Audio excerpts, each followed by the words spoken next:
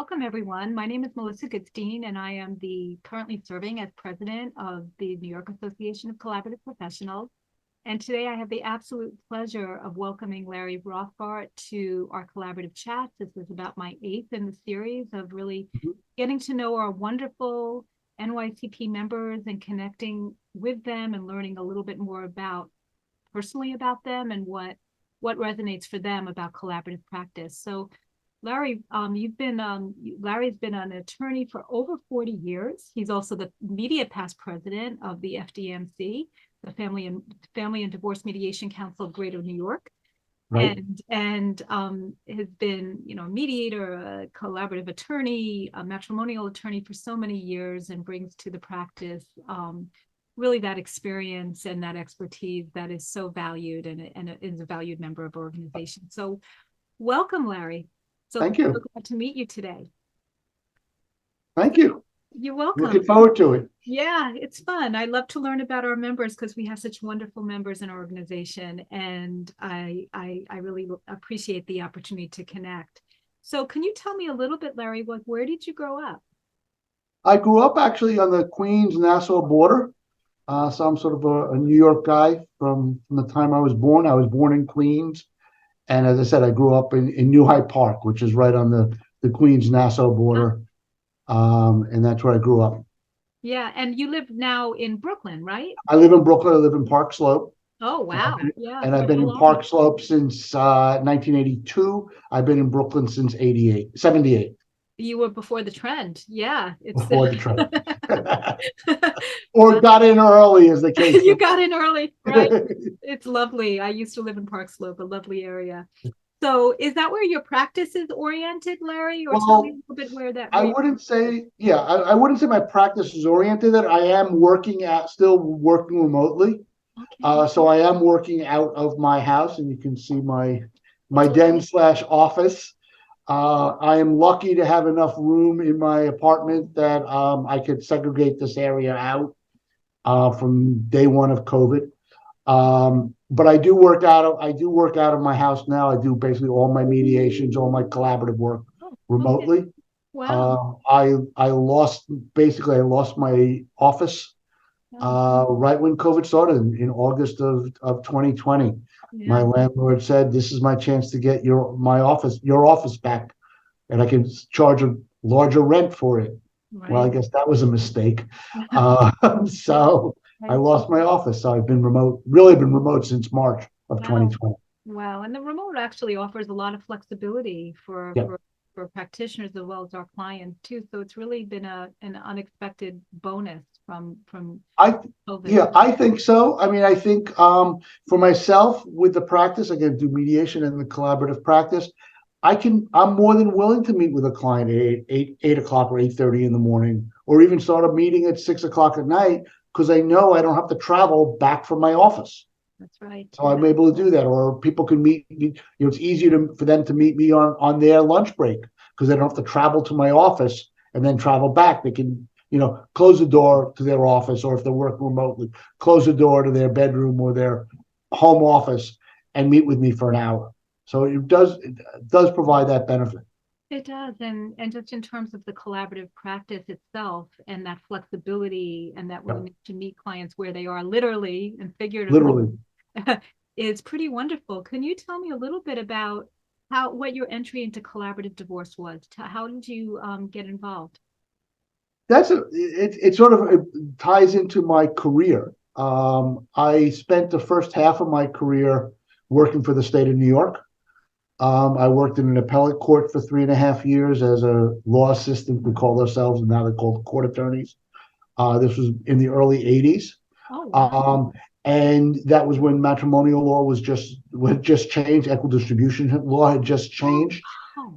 And I was involved with a lot of those appellate decisions, because most lawyers don't like family law, and I did like family law. So they gave me a lot of those cases, or all those early cases out of the second department, dealing with pensions and things like that with a new ED. I had my fingers in. I then went to the Assistant Attorney General's office for New York State, litigated for 2 years, and then went to the matrimonial part in Brooklyn as a law secretary, now court attorney, and I did settlement conferences. So I was always sort of involved, even though I was involved with litigation, so to speak, sort of engaged in some ways with a non-adversarial aspect of it, because I was trying to get people to settle with their settlement conferences when they came before the judge. And Wow. with one judge, I did them all. While I was there, I was involved with the matrimonial various bar associations, Mhm. and I was on the Mat Law Committee in the city bar. And actually, I met Barry Berkman there. Oh, He was litigating in those days, so I knew Barry from those years. He had discussed with me. This was the late '90s. He discussed with me in some of our meetings just in the courthouse about collaborative and how he was moving into collaborative law in those days, because that's what it was called. Um, and actually, he presented at one of the Mat Law meetings and was booed out of the room because litigators couldn't stand collaborative. They thought we were, or that he was taking their cases away from him. But that was sort of my first introduction, and I sort of did a couple of CLEs on it with him and talk discussion with him. And then when I left the court system and went into private practice, I sort of knew that that's sort of where I wanted to go.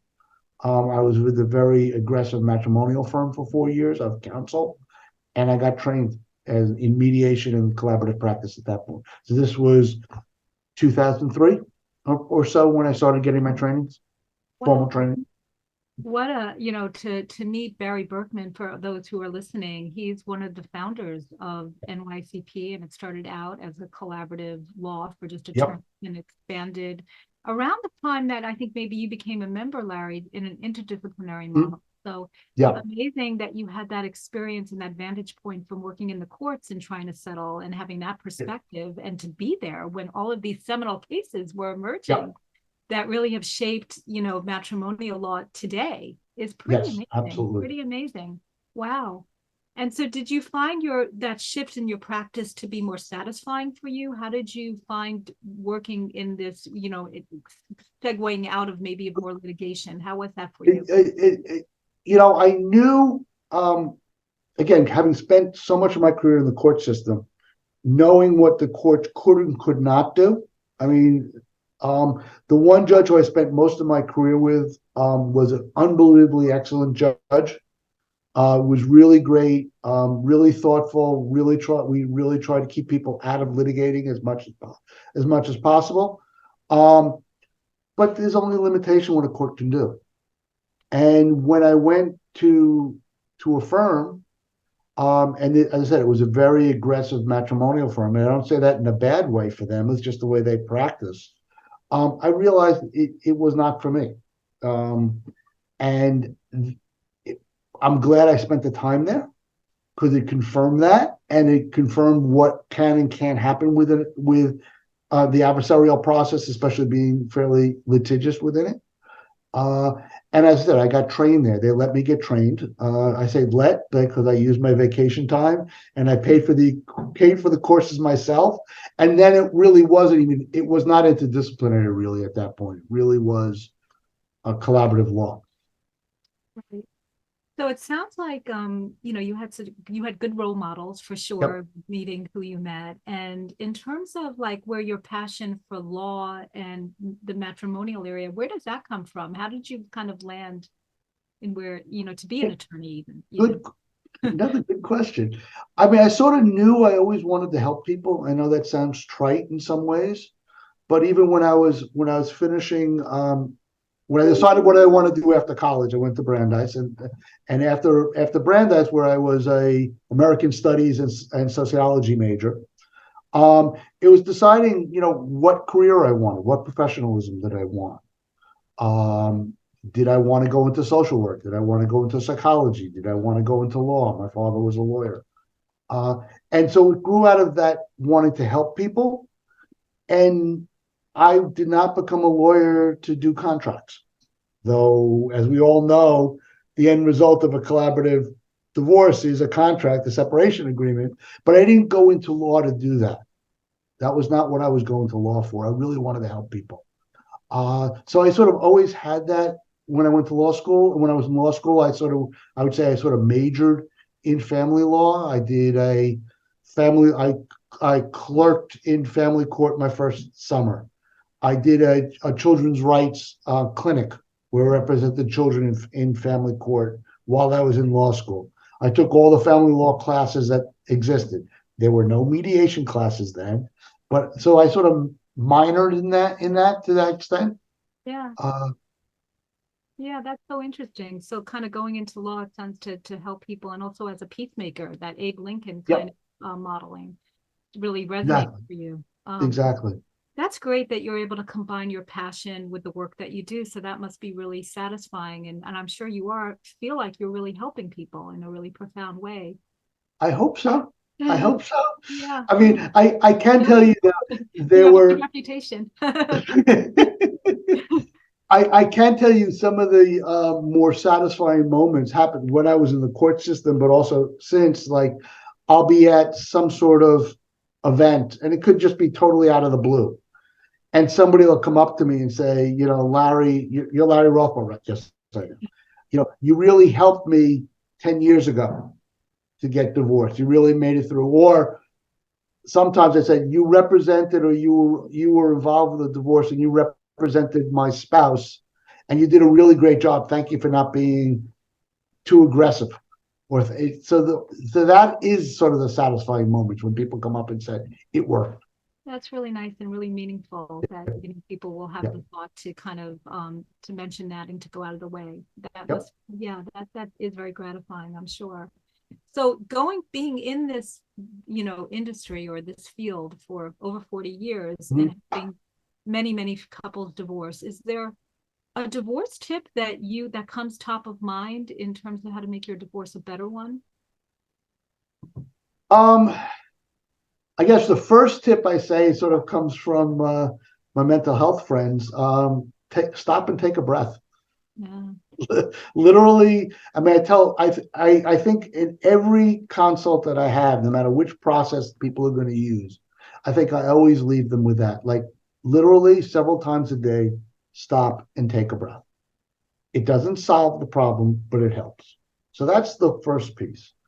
And I think also is that especially if there are children, you're just reconfiguring your family. I hate the word. I hate the terminology, the breakup of a family, or the person comes from a broken home, or I hate that whole terminology. You're really just reconfiguring your family. You're not going to be living in the same household anymore, but you're still going to be the parents of the children. Your children are still going to see you as the parents. And the question is, how do we do it? What is it going to look like? And I think if people really can get their mind around that, it helps them move forward. That's excellent. Yeah. I mean, listen, you're all basing it on you're supporting a family through a really difficult time and you're Yeah, trying to help them sort it through and so that they can reach agreement based upon what's most important to them, what they value, exactly. and Exactly. helping them define You it. know, and the other thing that I tell people when I'm starting the case and when they're telling me their story, so to speak, again, no matter which process we're in, but I'll always tell people I'm coming in, or the other professionals, if we're doing the collaborative with a full team, we're all coming in the middle of the movie. That's right. That's We right. don't know the characters, we don't know the plot line yet. And the important point is when the divorce is over, when the separation is over, the movie doesn't end. That's These right. people's lives are going to go on. So if they can think of it in terms of that all of a sudden this is not this tremendous thing that their life is ending or Right. their movie is ending. Yeah. It's just a chapter. It's a scene that's ending. That's right. Um, you know, or if you think in Star Wars, maybe there'll be a sequel to it. But it's not an end. It And I is think new if people can beginning. think in those terms, it's helpful also. Yeah, definitely a new beginning. I love that. That totally resonates. Mhm. Great advice. And also just the fact that, just taking a breath and just, being in the moment. I Yeah. know the work that we do is really hard because we're in the middle of conflict and it gets really messy and it's Yeah. challenging. And it's really hard to kind of be witness to this because you're there and you're present. Yeah. What do you do? What does Larry do to kind of unwind and what's your day off look like? Good question. And I often don't have days off, or at least I think the hardest part that we all deal with is how to turn off.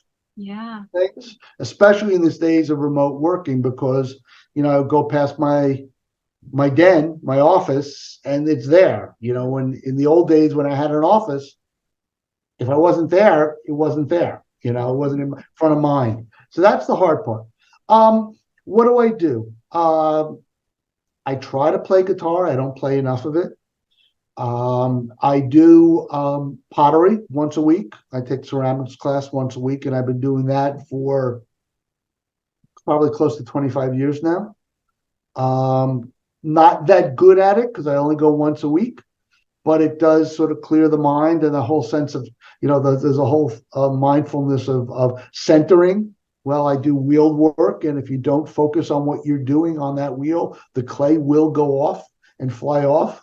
So it does, center me a little bit. So I do that. Um, I like to try to travel, but again, with COVID, that's been limited a little bit, and trying to do a little more of that. But those are the main things that I try to do. Yeah. For sure. I'm just remembering the movie Ghost. Remember that with the Yes. pottery scene and how meditative and, it was, yeah, there was that image Yeah. was very powerful. And my mom's an artist, so I can Uh, appreciate what you're oh, saying. it's totally. And what's Yeah. funny about that movie, I digress a little bit, but the teacher who I took pottery with, he had his own studio. Man, he goes, the classes, the enrollment always went up when that movie was on TV. That's right. That's right. It was a very powerful you image. I know, mean, it was, I wanted to do it. Yeah, yeah, I get it. It was something very meditative and restorative yeah, about that, and, yeah, and that's amazing that you're able to very have much so. to help you unwind. Do you cook at all? Do you cook? Do you have a signature dish? I do cook. I must admit, my wife does more of the cooking and most of the cooking. Yeah, Part of it is because she just really loves it.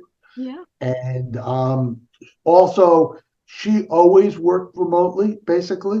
Oh, okay. Um, so she was always around towards the end of the day when I was coming home. I tend to do more breakfast types of stuff. I mean, I do have Hanukkah's coming. I do the latkes in the house. I do. I would say if you had a signature dish for me, Yeah. it would be Pop's French toast because that's what my grandkids call it. They always come up when they come over. They always have French toast and they always make it. And literally, I make it with challah. And one time I forgot to get the challah when they were sleeping over, Right. and it was a mistake. It made a They difference. were very upset because Yeah. there was no Pop's French toast. Okay. Is there a special technique? And also, can you share that recipe with us? Because we're going to be compiling a cookbook. It's it's it's not that fancy. It's as I said, it's challah, so you always have Right. to have challah. All right. I tend to slice it fairly thick. Okay. Um, the wash that I make is a typical egg and milk wash, but I put vanilla in it, and I Oh, also put cinnamon in it oh, and mix it up, and then I dip it once, and then I always dip the bread twice. oh, a So double I dip dip. it once, and then I go Oh, back through the double dip. This is a chance when double dipping is okay. yeah, that's right.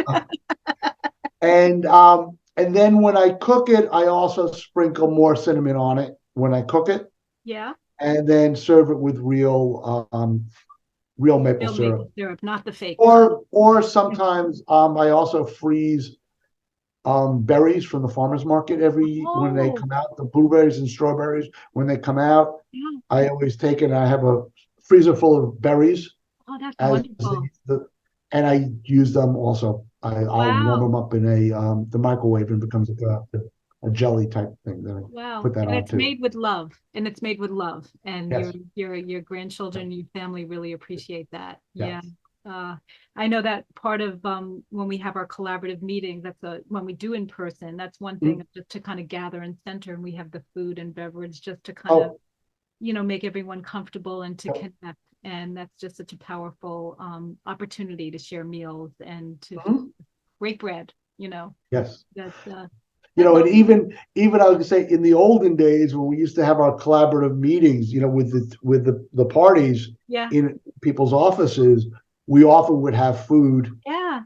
and part of it is it's very hard to get angry with somebody if you're eating. I, It automatically breaks it up. It becomes much, the old thought of breaking bread with somebody. yeah, And there's some truth to that in terms of, making peace and being peacemakers. Breaking bread, it's hard to be angry with somebody if it you're is breaking hard. bread. It is hard. I agree. I do agree. So tell me a little bit about, in terms of your involvement with NYCP, is there a memorable experience that you want to share about because you've been a member for a really long time, Larry. I've been a member. Yeah, I've been a member for a long time. I'm not sure exactly when I first became a member. Again, I got trained 2003, somewhere between 2003 and 2007 is when I finished all my trainings, the mediation and the collaborative. And then I did the interdisciplinary training later, as we became involving with that. Um, so I think sort of being there early, I mean, I was not one of the first starters, but sort of learning from those first starters Oh, was really great. I think going to the IACP various conferences early on, also especially, is mhm, just sort of seeing people from different parts of the world doing this right. is always exciting. Um, and then I think for me, one of the things I particularly like is what I'll call the cross training, the fact that we learn from other disciplines, Oh, and yeah. I really, really Love like that. I love that. that. Yeah. That's a great terminology. I love that. Yeah. And I know you're involved also in a peer group too. You have a, Yes, and the and same thing. The peer group is really excellent. It gives a space to sort of let your hair down a little bit right. and to sort of talk in a way that you don't have to worry about. Our peer group, we've been going. I think my peer group is the longest running peer group. I'll pat our back. Um, Mark Mark is a leader, and Barbara Rothbart is a leader, Okay. and Yeah. we've been going on basically since they started. Yeah. And I think the ability to ask a question without embarrassment Yeah. is really important. Whether that's a factual type question or a legal question or a mental health question, like what is this, or even just like I felt bad about what happened in Yeah. this session. What could I have done differently? But to be able to sort of do it without fear of judgment That's right. is really important. I think that also can only happen in a peer group where you've been meeting on a regular basis. So Right. there's that personal connection. It is, and to be vulnerable and to feel Yep. safe. Yeah, I mean, I've been involved in our peer group in Westchester too since about 2011. I think it's when they began. So we're Yep. still going. It's been different group members, but it's just a great benefit to be able to come in Yep. and just really, get that feedback from all different disciplines. And Yep. I love that cross training thing. That's a great. Yeah. No, it I love really the term. Love it. it's really important. I mean, even the one of the biggest things I've learned from our mental health colleagues is the fact that they always train together. Yeah. Lawyers don't tend to train together. I mean, yeah, you go to a lecture on a CLE, Uh, but you're not really doing it together. You're sort of at a lecture where our mental health colleagues, they train, they that's do custom. supervision with each other. Yeah. And that's sort of always been part of their discipline. And sort of incorporating some of that into our discipline through the collaborative model has really, really been very helpful for me. Oh, that's really interesting to hear, Larry. And just to kind of close out, where do you hope collaborative practice to be in 10 years? Where do you hope to be? I mean, your practice is 40 years. I don't know how long you intend to practice, Well, but what do you hope for the future of collaborative practice? okay. What I can say is 10 years from now, I hopefully or I intend to be retired because Making a lot of French toast. making a lot of French toast, playing guitar, maybe Yeah. doing more skiing and maybe doing some more scuba diving because those are my Oh, other passions that I really, oh, really, that's really love. fun. But I will be retired.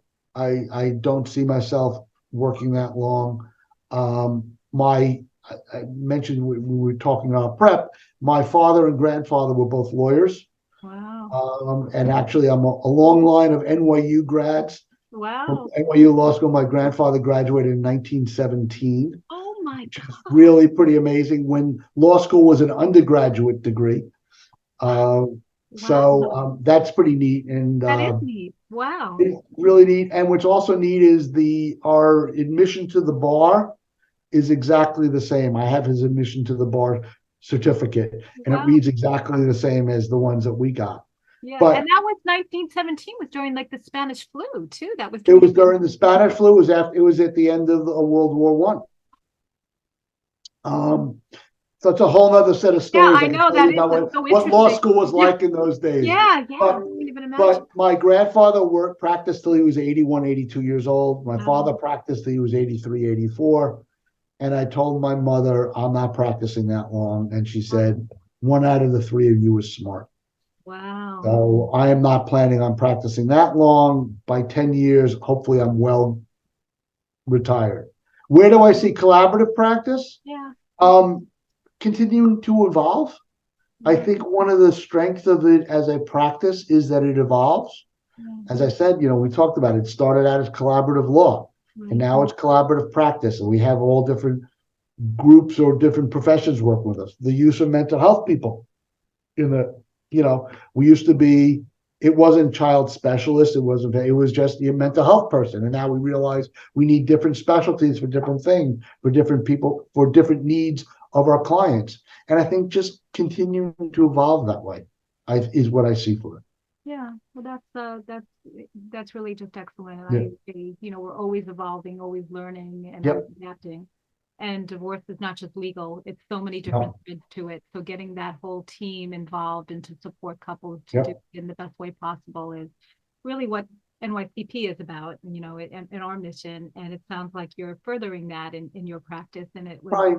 I think you're doing more than fine, Larry, really more than fine. You're a Thank valued you. member. And I really thank you for sharing your time with us today to connect with us. And if people want to learn more about you, I know you're on our website, but do you have your own website? I have my website. It's rothbartlaw.com. Very unique, very easy. Or Glad you people could, claimed that.